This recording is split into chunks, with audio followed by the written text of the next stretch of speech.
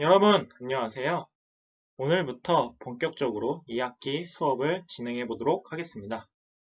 오늘 배울 내용은 여기 보시는 바와 같이 추상화와 알고리즘입니다. 선생님이 이 정보 교과서를 처음부터 끝까지 다 봤을 때, 한 가지, 가장 중요한 핵심, 즉, 여러분들이 나중에 돼서 정보 교과서의 모든 내용을 다 잊어버리고 딱 한 가지 개념을 알고 있으면 좋겠다라고 생각이 드는 것이 바로 오늘 배우게 될, 그리고 앞으로 몇 주간 배우게 될 바로 이 추상화와 알고리즘 개념입니다. 그래서 이거를 여러분들이 체득화해서 잘 사용할 수 있다면 그 가치가 엄청날 텐데요. 그래서 이 추상화라는 것이 무엇인지에 대해서 오늘 배우겠습니다. 그래서 오늘은 바로 추상화에 대한 개념을 배우고, 그리고 이것이 왜 그렇게 가치가 있는지에 대해서 배우도록 하겠습니다. 그래서 개념, 가치를 여러분들이 잘 깨달으면 좋을 것 같고, 이것과 함께 추상화와 관련된 기술을 여러분들은 이미 배웠습니다. 굉장히 관련이 깊은 기술이 하나 있는데요. 바로 여러분들이 1학기 때 배웠던, 배운 것은 아니죠. 여러분들이 조사하고 발표했던 바로 인공지능이라는 것입니다. 그래서 여러분들이 나 인공지능은 되게 잘 알아 라고 생각을 할 수 있는데, 바로 여러분들이 인공지능에 대해서 아는 것은 바로 개념 정도의 수준의 것이고, 여기서 더 나아가서 오늘은 선생님이 이 인공지능이 어떤 것인지 원리를 알려주도록 하겠습니다. 그래서 이 원리를 통해서 추상화가 얼마나 가치 있는지도 알 수 있으니까요. 이 인공지능을 통해서 추상화와 연관돼서 여러분들에게 설명을 해주겠습니다. 그래서 오늘은 이 첫 번째 추상화라는 개념을 이해하고, 두 번째 추상화의 가치가 어느 정도인지 여러분들이 좀 파악을 하면 좋을 것 같고요. 그리고 마지막으로 여러분들이 1학기 때는 개념을 익혔기 때문에 이 2학기 때는 요거 세 번째 원리에 대해서 이해를 하면 좋을 것 같습니다. 그래서 좀 여기 들어가기 전에 셀프 테스트가 있는데 한번 같이 살펴보면, 복잡하고 큰 문제를 작은 문제들로 어떻게 하면 좀 더 쉽게 문제를 해결할 수 있다 라고 되어 있는데, 요거는 추상화와 관련된 개념이고, 큰 문제를 작은 것으로 쪼갠다, 나눈다 라는 개념으로 분해 라고 적으면 됩니다. 그래서 분해하면 좀 더 쉽게 문제를 해결할 수 있고요. 두 번째 문제는 어떤 것은 문제 해결 과정을 논리적인 순서로 설명하거나 표현하는 것을 말합니다 라고 하는데, 이 개념은 바로 알고리즘입니다. 그래서 이 추상화와 알고리즘이 이렇게 이루어져 있는데요. 이제 좀 더 본격적으로 설명을 해보도록 하겠습니다. 여러분들 95페이지를 펴주시기 바랍니다. 교과서 95페이지의 내용을 오늘 공부할 거고요. 처음에도 얘기했듯이 이 추상화라는 단원이 굉장히 중요하기 때문에 천천히 수업을 나갈 거고요. 그래서 오늘은 이 95페이지의 내용만 가지고 설명을 해보도록 하겠습니다. 그렇게 내용이 많지 않아요. 지금 보는 내용이 전부고요. 이거를 좀 자세하게 설명을 하고 넘어가겠습니다. 그래서 먼저 개념을 살펴보도록 할게요. 여기 굵은 글씨로 표시되어 있는 게 문제, 그리고 두 번째 문제 해결이 있습니다. 문제는 뭐냐면, 글로 설명을 해보면 해답을 요구하는 질문, 바로 시험 문제가 있겠죠. 그래서 요 시험 문제들이 이제 문제가 될 거고요. 두 번째 문제에는 해결하기 어려운 일, 바로 난제가 있습니다. 난제를 쉽게 얘기해서 문제라고 하죠. 그래서 최근에 발생하고 있는 난제가 바로 코로나 퇴치일 거예요. 이게 빨리 이루어져야지 여러분들이 학교에 나올 수가 있겠죠. 그래서 이 코로나를 퇴치하기 위해서 굉장히 많은 사람들이, 많은 연구진과 많은 사람들이 해결책을 찾기 위해서 노력을 하고 있습니다. 그래서 이러한 노력들, 이 문제들을 해결하기 위한 방법 또는 행동을 우리는 문제 해결이라고 이야기를 합니다. 문제가 해결이 되었다가 해결이 아니라 이렇게 해결하기 위한 방법 또는 행동을 문제 해결이라고 교과서에서 이야기를 하고 있어요.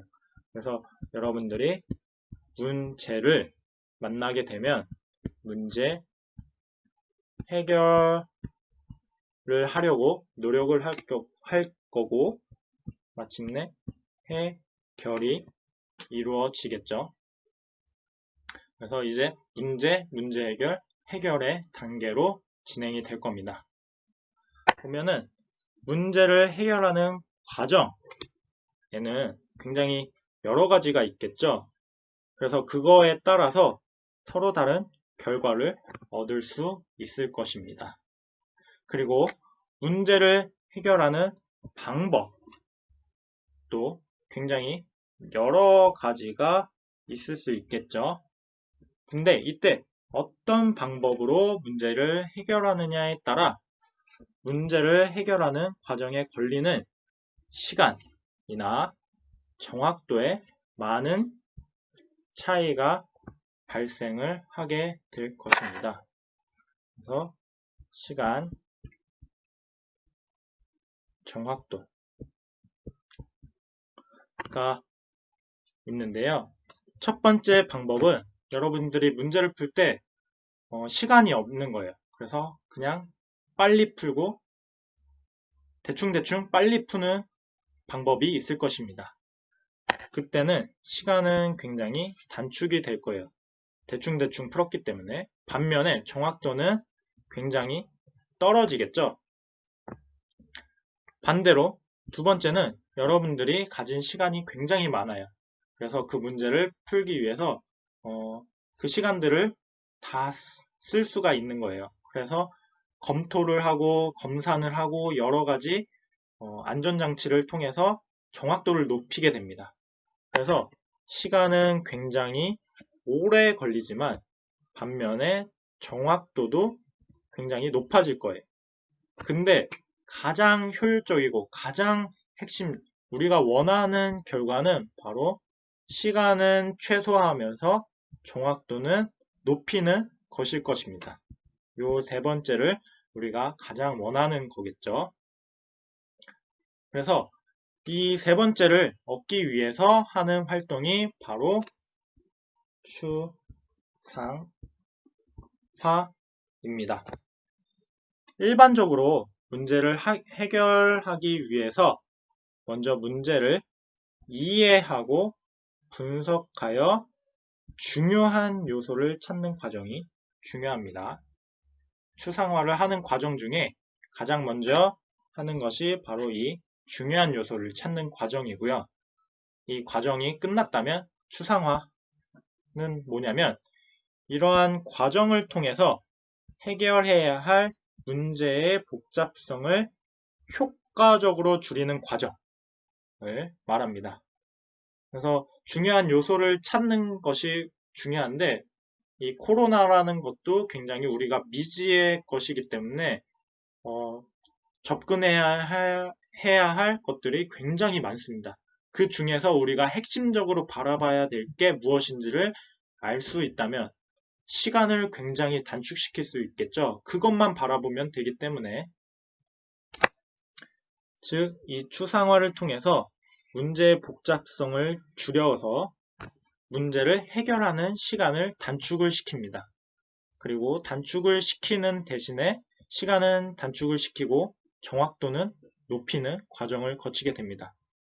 즉 그렇다면 이 추상화라는 것의 가치는 얼마라고 생각이 들까요? 여러분들은 얼마의 가치를 가지고 있다고 생각을 합니까? 이 추상화라는 것은 여기서 얘기하는 것도 있지만 여러분들이 그림에서도 이런 얘기가 있죠. 추상화. 추상적으로 그림을 그리는 것을 추상화라고 하는데, 이 추상화를 우리가 얼마의 가치를 매기기 어렵기 때문에 이 그림을 빗대서 한번 생각을 해봅시다. 그래서 여기 보는 것이 바로 추상화의 대표적인 그림인데요. 이 빌럼 데 쿠닝의 인터체인지라는 그림이고, 이거는 1955년도 작입니다. 굉장히 오래됐죠. 선생님이 이거를 선택한 이유는 이 그림이 전 세계에서의 경매에서 두 번째로 높은 금액을 받은 그림입니다. 근데 여러분들 보면은 뭐 대충 뭐 사각형 뭐 그리고 뭐 대충 막 이렇게 한 것처럼 보이는데 이게 도대체 얼마의 가치를 가지고 있을까요? 여러분들은 얼마라고 좀 생각이 드시나요? 정확한 대략 이 그림의 가치는 3억 달러라고 합니다. 이 빌럼 데쿠닝이 뭐 대충 막 이렇게 붓질을 해서 그리면 3억 달러를 벌 수 있는 거예요. 그래서 3억 달러는 뭐 한국 돈으로는 1,000원을 붙이니까 3천억 원이겠죠. 대략. 그냥 대충 이렇게 그리면 3천억 원의 가치가 있습니다. 뭐 추상화라는 것을 우리가 직접적으로 가치를 산정할 수는 없지만 이렇게 추상화를 잘 해낸다면 그 가치를 우리는 3천억 원의 가치로 판단을 하고 있는 거죠. 굉장히 높죠. 그러면 이 그림은 어떤가요? 이 앞에 그림은 좀 그래도 되게 굉장히 좀 복잡하기 때문에 그리기 어려운데 바로 이 그림 여러분들이 좀 도전해 볼 만하죠. 이 그림은 여러분들이 좀 그릴 수 있을 거예요. 그러면 이거의 가치는 어느 정도일까요? 이거를 여러분들이 내가 할 수 있을 것 같다라고 생각이 들 텐데요. 근데 이거의 작가는 바로 여러분들이 잘 알고 있는 피카소의 작품입니다. 피카소가 소를 추상화시켜서 그린 그림인데요. 가장 핵심적인 요소들만 뽑아낸 거예요. 바로 추상화의 개념을 이용해서요. 그럼 이거의 가치는 굉장히 높겠죠. 다른 사람도 아니고 피카소가 그림을 그렸기 때문에. 그래서 이 정확한 이 그림은 아니지만 피카소가 커피숍에서 점원의 그림을 그렸다고 합니다. 점원의 뭐 얼굴을 추상적으로 그렸겠죠. 그리고 이 그림을 그 점원한테 던져주면서 이거 800만 원의 가치가 있으니까 가지세요 했는데 뭐 점원은 이런 그림이 무슨 800만 원의 가치가 있어? 라고 생각을 했을 텐데 그때 피카소가 이런 얘기를 했다고 합니다. 이 그림을 그리기 위해서 자기는 40년간 그림을 그렸다. 평생 그림만 그리고 나서 얻은 결과가 이거다. 라고 합니다. 뭐 좀 거창한 그림이 나올 것 같은데 굉장히 단순화되어 있죠. 이 그림이 의미하는 바가 굉장히 큽니다. 추상화라는 것은 단순히 단순화시키는 것이 아니라 그 과정이 굉장히 복잡합니다. 바로 이러한 과정을 거쳐서 피카소가 추상화를 그린 건데요. 추상화라는 것은 먼저 문제를 이해하고 분석하여 중요한 요소를 찾는 과정이라고 아까 앞에서 이야기를 했습니다. 그래서 피카소는 단순히 소를 이렇게 그린 게 아니에요. 가장 먼저 소와 비슷하게 소를 정말 정교하게 그림을 그리고 시작을 합니다. 그리고 그 소를 점차 핵심적인 요소들로 변화를 해 가는데요. 여기서부터 이제 뼈대를 그리기 시작하죠. 그리고 점차 단순화를 거쳐갑니다. 요렇게.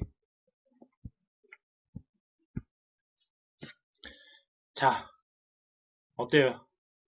여러분들 이 그림 그릴 수 있다고 지금도 생각을 하나요? 여러분도 그림 그냥 단순하게 그려서 800만 원의 가치를 만들어낼 수 있다고 생각을 드나요? 바로 추상화라는 개념은 단순히 단순하게 만드는 것에 그치는 게 아니라 여러분들이 이렇게 기초를 튼튼히 한 상태에서 단순화를 꾀하는 것이 바로 이 추상화라는 정확한 개념입니다. 그래서 이렇게 그냥 단순화를 시킨다고 되는 것이 아니라 정말 여러분들이 기초를 튼튼히 해가지고 공부를 해야지만 이 과정에 오르는 게 되는 거예요. 그래서 이 추상화라는 개념이 굉장히 중요하고 추상화의 개념 중에서 가장 여러분들이 간과하기 쉬운 게 그냥 단순화하면 되는구나. 그냥 내 뜻대로 그냥 쉽게 만들면 되는구나. 라고 생각이 들 텐데 그것이 중요한 것이 아니라 정말 중요한 핵심 포인트를 갖기 위해서 그거에 대한 정확한 관찰이 필요하다는 것입니다. 이 앞에가 중요하다는 거예요.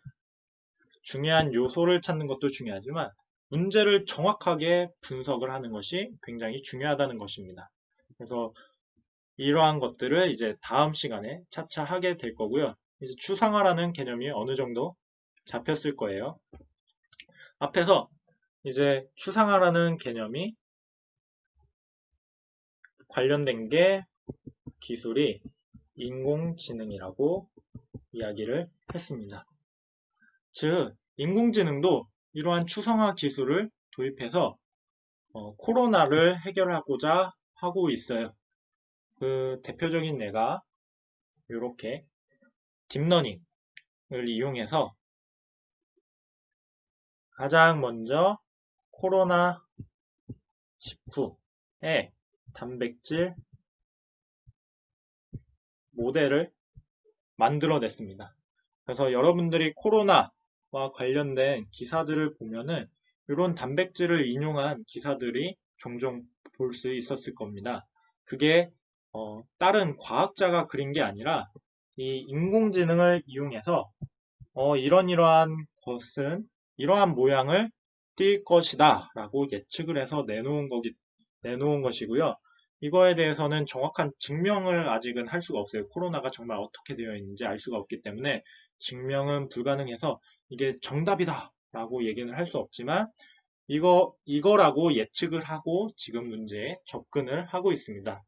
그리고 이거를 통해서 이제 구글의 자매 회사라는 곳이 있는데 그 이름이 베릴리예요. 여기는 이제 구글에서 특별히 의료 쪽과 관련된 것들을 다루게 되는 회사이고요. 그래서 여기서 이제 신종 코로나 바이러스 감염증 진단 연구를 하기 위해 진단 연구도 하고 있고, 그래서 이러한 것을 통해서 진단 시간을 줄이기 위해 인공지능을 사용하고자 합니다.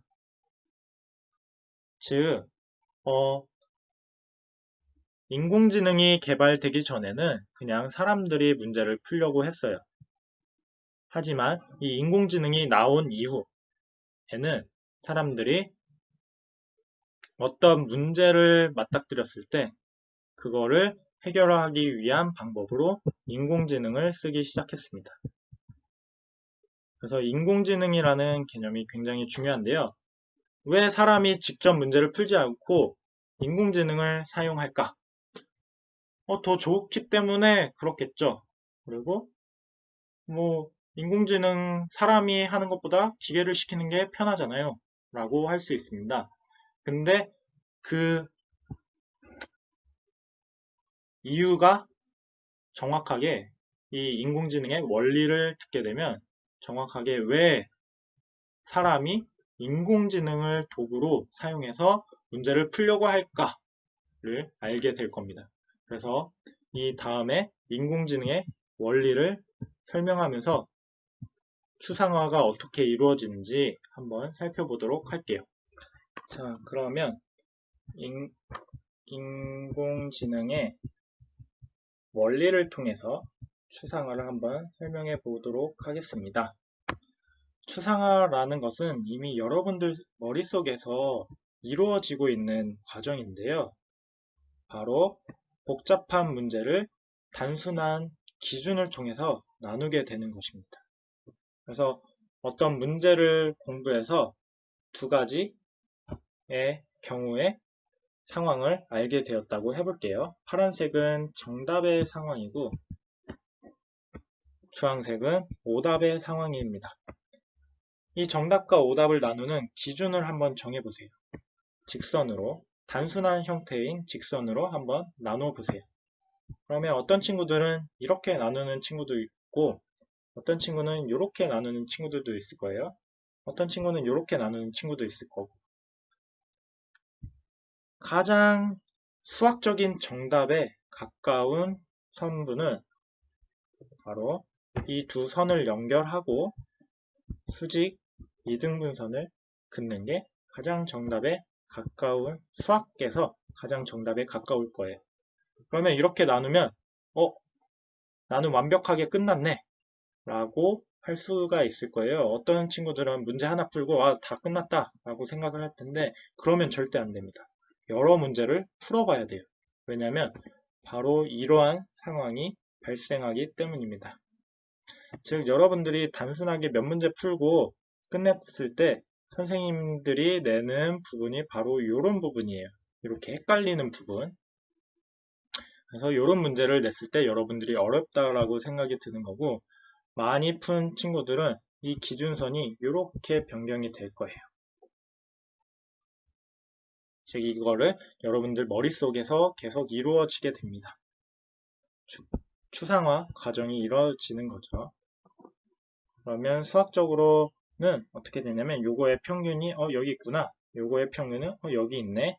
라고 해서 두 개의 선분을 잇고 마찬가지로 수직 이등분선을 그리게 됩니다. 즉 많은 데이터가 많을수록 더 정확도가 높아지는 거죠. 몰랐던 사실들도 다 분포가 이렇게 이루어질 테니까요. 근데 이러한 경우에도 50%만 정답인 상태가 발생을 하게 됩니다. 왜 그럴까요? 즉 앞에서 한 문제만 풀었더니만 틀리는 경우가 발생했죠. 더 많은 것들을 모았더니 새로운 점이 생겼고 이러한 경우에도 50%만 정답이다. 이러한 경우에 뭐가 부족한 거냐? 데이터가 부족한 겁니다. 즉 빅데이터 시대가 오다 보니까 더 많은 정보들을 수집할 수가 있어요. 그러다 보니까 이러한 형태로 정보를 수집한 경우에는 50%라는 정답률을 발생하게 됩니다. 이러한 경우에는 선으로 절대로 구분을 할 수 없죠. 이럴 때 여러분들의 머리가 아픈 겁니다. 즉, 내 기준으로는 구분을 할 수 없는 형태가 발생했을 때 머리가 아프게 되는 거예요. 그럼 여러분들의 머리는 여기서 멈추느냐? 아닙니다. 이때 한 단계 더 발전이 이루어지는 거예요. 2차원에서 구분이 안 되면 바로 3차원으로 공간을 이동시켜서 문제를 풀게 되는 거예요. 즉 여러분들의 머릿속에서는 이렇게 변화가 이루어지게 됩니다. 한번 같이 살펴보도록 할게요.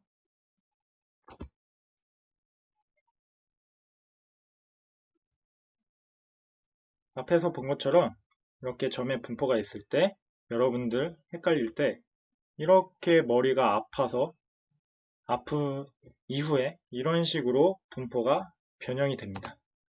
그러면 직선으로는 구분이 불가능하지만 3차원 공간에서 직선이 면이 되겠죠. 그래서 이렇게 면으로 구분이 이루어지고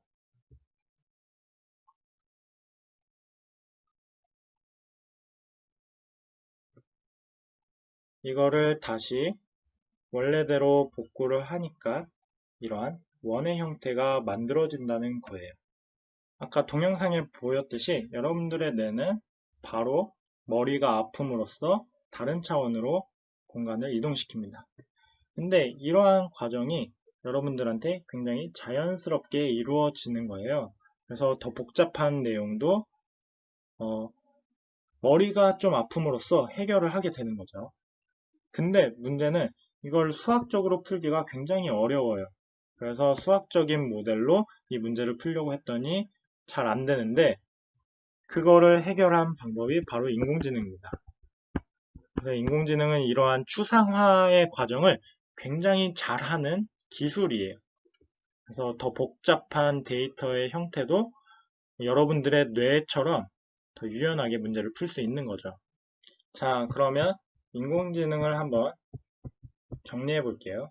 인공지능이 뭘 하는 거냐면 인간의 두뇌처럼 추상화를 해주는 겁니다.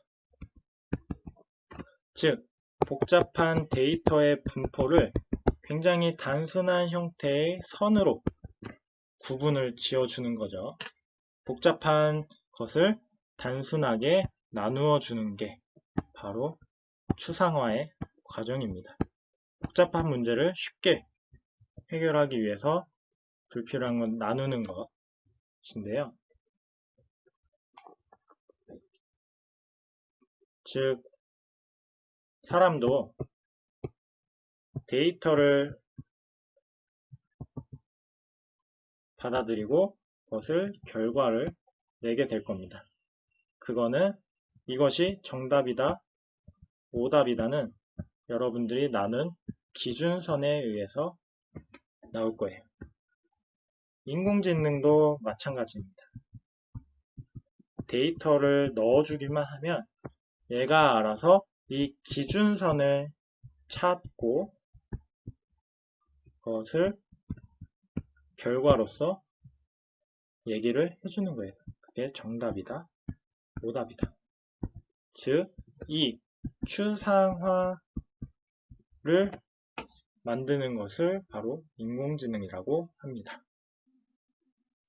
그래서 결국에는 인공지능이라는 기술도 추상화를 찾는 거예요. 사람도 추상화를 얼마나 잘하느냐가 여러분들의 머리가 똑똑하고 나쁘다를 가르는 기준이 되는 거죠. 그래서 앞으로 우리는 추상화를 어떻게 하는지에 대해서 이론적으로 공부를 하게 될 겁니다. 이번 시간에는 이 문제의 개념과 추상화의 개념을 배웠습니다. 그리고 이제 다음 시간에는 이 추상화를 어떻게 할지, 문제의 분해와 분석, 핵심 요소 추출에 대해서 배울 거고요. 그 과정을 거치면 구조화가 이루어지고 구조화를 표현하는 것이 바로 알고리즘입니다. 구조화된 것을 그냥 끝내는 것이 아니라 직접 글이나 표현을 적는 것이 바로 알고리즘으로 보시면 됩니다. 그래서 추상화와 알고리즘의 관계는 무엇이냐? 문제를 해결하기 위해서는 추상화와 과정을 통해 문제 해결 방법을 찾는 것이고 문제 해결 절차를 논리적인 순서로 기술하여 표현하는 것이 바로 알고리즘 과정입니다. 그래서 오늘은 이 개념에 대해서 배웠고 다음부터는 직접 여러분들이 추상화를 해보고 알고리즘을 그려보는 시간을 갖도록 하겠습니다.